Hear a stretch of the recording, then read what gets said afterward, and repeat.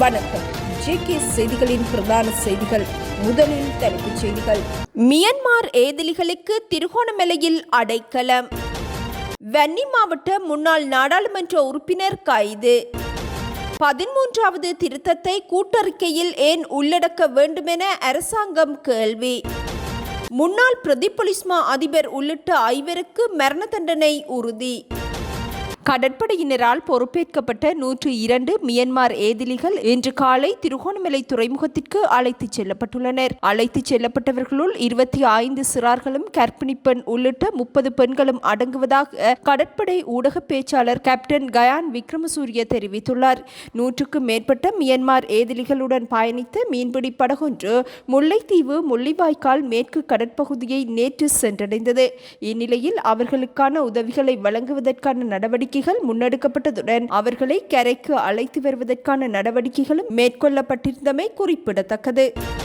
தேசிய மக்கள் சக்தி அரசாங்கம் அரசியலமைப்பை முழுமையாக நடைமுறைப்படுத்தாவிட்டால் அதனை மாற்றத்திற்கான அரசாங்கமாக கருத முடியாது என இலங்கை தமிழரசு கட்சியின் முன்னாள் நாடாளுமன்ற உறுப்பினர் எம்.ஏ. சுமந்திரன் தெரிவித்துள்ளார். வடமராட்சி ஊடக இல்லத்தில் இடம்பெற்ற ஊடக சந்திப்பின் போதே அவர் இவ்வாறு குறிப்பிட்டார். நாட்டின் அரசியலமைப்பை நடைமுறைப்படுத்த வேண்டும் என வேறொரு நாடு வலியுறுத்துவதானது இலங்கைக்கு ஒரு அவமதிப்பு எனவும் சுட்டிக்காட்டியுள்ளார். அத்துடன் மதுபான சாலை அனுமதி பத்திரத்திற்கு பரிந்துரை செய்தவர்களின் பெயர்களை வெளியிடாமல் பின்னடிப்பு செய்வதனால் இவ்வரசாங்கம் ஊழலுக்கு அடிமையாகியுள்ளதா என்ற சந்தேகம் எழுந்துள்ளதாகவும் எம்.ஏ. சுமந்திரன் குறிப்பிட்டுள்ளார்.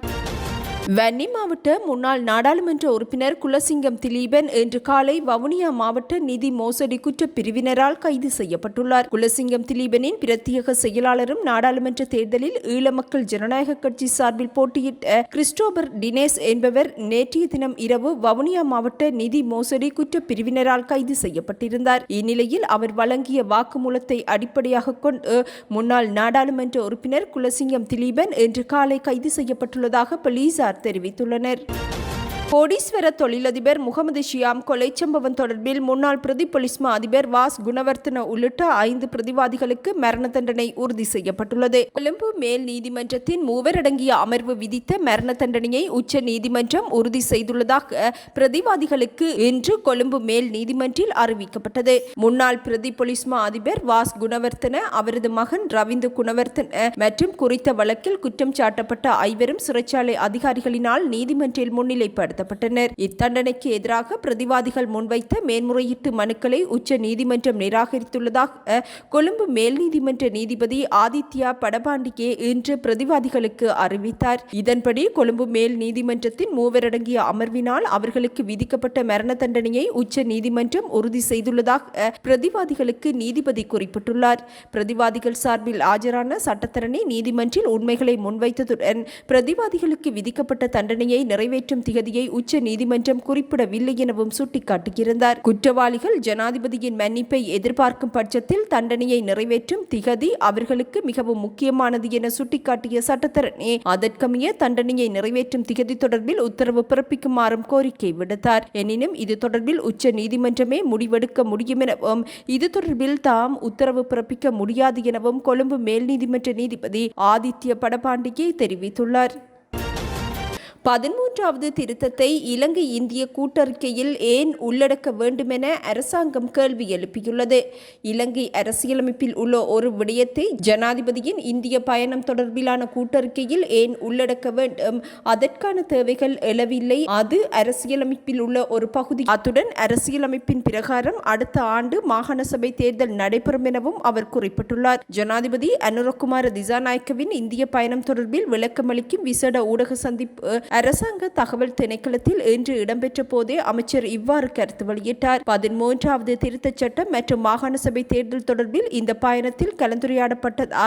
கடந்த காலத்தில் ஜனாதிபதிகள் மேற்கொண்ட பயணம் தொடர்பான கூட்டறிக்கைகளில் 13வது திருத்தம் தொடர்பில் தகவல் குறிப்பிடப்பட்டிருக்கும். இம்முறை ஏன் குறிப்பிடவில்லை? நீங்கள் அதனை குறிப்பிட வேண்டாம் என இந்தியாவிடம் கோரியதாக தெரிவிக்கப்படும் கருத்துக்கள் தொடர்பில் பதில் அளிக்குமாறு ஊடகவியலாளர்கள் கேள்வி எழுப்பியிருந்தனர். இதற்கு பதிலளித்த வெளிவகார அமைச்சர், நாம் எமது நாட்டின் அரசியலமைப்பின் பிரகாரம் செயற்படுகின்றோம். அரசியலமைப்பில் 13வது திருத்தச் சட்டம் உள்ளது. இது தொடர்பில் புதிதாக பேசுவதற்கோ அல்லது கூட்டு அறிக்கையில் உள்ளடக்குவதற்கான அவசியம் ஏற்படவில்லை. அடுத்த ஆண்டு ஆரம்பத்தில் உள்ளூராட்சி மன்ற தேர்தல் நடைபெறும். அதற்கு தேவையான பின்புலத்தை உருவாக்கி வருகின்றோம். பழைய வேட்புமனுக்கள் நீக்கப்பட்டு புதிய வேட்புமனு கோரும் சட்ட ரீதியான திருத்தங்களை மேற்கொள்ள திட்டமிட்டுள்ளோம். இதன் பின்னர் மாகாண சபை தேர்தல் நடைபெறும். எல்லை நிர்ணயம் தொடர்பில் சிக்கல்கள் ஏற்பட்டுள்ளது. அது தொடர்பில் நாடாளுமன்றத்தில் சட்ட திருத்தங்கள் மேற்கொள்ள வேண்டியுள்ளது. அதன் பின்னர் தேர்தல் நடைபெறும். எனவே 13வது திருத்தச் சட்டத்தை மீண்டும் கூட்டறிக்கையில் உள்ளடக்க வேண்டிய அவசியமில்லை என வெளிவகார அமைச்சர் விஜித ஹேரத் குறிப்பிட்டுள்ளார்.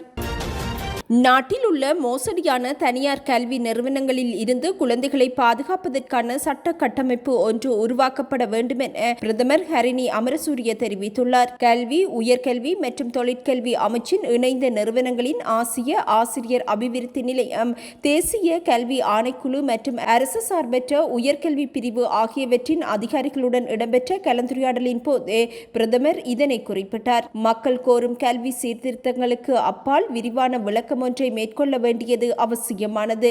கல்வி தொடர்பிலான விரிவான விளக்கத்தை மக்கள் கோருகின்றனர். அத்துடன் பாடசாலைகளுக்கிடையில் நிலவும் இடைவெளியை நீக்கி தனியார் பட்டப்படிப்பு நிறுவனங்களை ஒழுங்குபடுத்துவதற்கான முறையான வேலை திட்டம் தேவை. CWW கன்னங்கராவின் கல்வி சீர்திருத்தத்துடன் ஏற்பட்ட கல்வி புரட்சிக்கு அப்பால் விரிவான கல்வி மாற்றம் ஒன்று தேவைப்படுகின்றது. அதனை நிறைவேற்றுவதற்கு தற்போதைய அரசாங்கம் அர்ப்பணிப்புடன் இருப்பதாக பிரதமர் ஹரிணி அமரசூரிய அறிவித்துள்ளார். ஐக்கிய மக்கள் சக்தியின் கடுவெல தேர்தல் அமைப்பாளர் ஹிருணிகா பிரேமச்சந்திர 15 கிளை உறுப்பினர்களை பதவியில் இருந்து நீக்கியுள்ளார். கடந்த நாடாளுமன்ற தேர்தலில் ஹிருணிகா பிரேமச்சந்திரவிற்கு ஆதரவளிக்காது வேறு ஒரு வேட்பாளருக்கு ஆதரவளித்தவர்களே இவ்வாறு நீக்கப்பட்டுள்ளதாக அறிவிக்கப்பட்டுள்ளது. இளம் வேட்பாளர்களுக்கு வாய்ப்பளிக்கும் வகையில் இந்த முடிவு எடுக்கப்பட்டதாகவும் கட்சியின் அரசியலமைப்பின்படி அவருக்கு அளிக்கப்பட்டுள்ள அதிகாரத்தின் அடிப்படையில் இத்தீர்மானங்கள் மேற்கொள்ளப்பட்டுள்ளதாகவும் சுட்டிக்காட்டப்பட்டுள்ளது. எவ்வாறாயினும் விடயம் தொடர்பில் கருத்து தெரிவித்து நீக்கப்பட்ட பிரதேச அமைப்பாளர் பிரேமரஞ்சித் பெரேரா அமைப்பாளரை தன்னிச்சையாக நீக்கியதை தாம் ஏற்றுக்கொள்ளவில்லை என குறிப்பிட்டுள்ளார். இது தொடர்பில் கட்சி தலைவருக்கு அறிவிக்க நடவடிக்கை எடுக்கப்பட்டுள்ளதாகவும் குறிப்பிட்டுள்ளார். கிளீன் ஸ்ரீலங்கா வேலை திட்டத்தை திட்டமிட்டு நடைமுறைப்படுத்துவதற்காக ஜனாதிபதி செயலணி ஒன்றை நியமித்து வர்த்தமானி அறிவித்தல் வெளியிடப்பட்டுள்ளது. வளமான நாடு அழகான வாழ்க்கை என்ற ஜனாதிபதியின் கொள்கை பிரகடனத்தின் பிரகாரம் இந்த வேலை திட்டம் நடைமுறைப்படுத்தப்படவுள்ளது. ஜனாதிபதியின் செயலாளர் கலாநிதி நந்திக்க சனத் குமாநாயக்க கையொப்பத்துடன் இதற்கான வர்த்தமானி அறிவித்தல் வெளியிடப்பட்டது. ஜனாதிபதியின் செயலாளர், முப்படை தளபதிகள், பதில் போலீஸ் மா அதிபர், நகர அபிவிருத்தி அதிகார சபையின் தலைவர் உள்ளிட்ட 18 பேர் இந்த ஜனாதிபதி செயலணிக்கு நியமிக்கப்பட்டுள்ளனர். இந்நாட்டு மக்களின் நல்வாழ்வு, நல்லிணக்கம் மற்றும் முன்னேற்றத்தை உறுதி செய்வதன் மூலம் சமூக, சுற்றுச்சூழல் மற்றும் நெறிமுறை விழிப்புணர்வை நோக்கமாக கொண்ட ஒரு தேசிய பணியை தொடங்குவதே இதன் நோக்கம் என ஜனாதிபதி குறிப்பிட்டுள்ளார். சுற்றுச்சூழல், பொருளாதார மற்றும் சமூக நிலைத்தன்மை, அரசு இயந்திரங்களை வலுப்படுத்த ஒரு மாற்றும் முயற்சி தேவைப்படுவதனால் அவற்றை அடைவது இதன் மற்றொரு நோக்கம் எனவும் அறிவிக்கப்பட்டுள்ளது. அண்மையில் நடைபெற்ற அமைச்சரவை கூட்டத்தில் கிளீன் ஸ்ரீலங்கா திட்டத்தை நடைமுறைப்படுத்துவதற்காக ஜனாதிபதி செயலணி ஒன்றை நிறுவுவதற்கு தீர்மானிக்கப்பட்டிருந்தமை குறிப்பிடத்தக்கது. எவ்வாறாயினும் 18 பேர் கொண்ட இந்த செயலணியில் தமிழ் மற்றும் முஸ்லிம் பிரதிநிதிகள் உள்ளடக்கப்படவில்லை என்ற குற்றச்சாட்டுகள் முன்வைக்கப்பட்டுள்ளமையும் குறிப்பிடத்தக்கது. கிளிநொச்சி மாவட்ட வைத்தியசாலையில் மலேரியா நோயுடன் ஒருவர் அனுமதிக்கப்பட்டுள்ளார். குறித்த நபருக்கு மலேரியா தொற்று உறுதி செய்யப்பட்டுள்ளதாக கிளிநொச்சி மாவட்ட மலேரியா தடுப்பு வைத்தியர் நிமால் தெரிவித்துள்ளார். இந்நபர் ஆபிரிக்க நாடான கானாவில் இருந்து வருகை தந்தவர் என்பது குறிப்பிடத்தக்கது.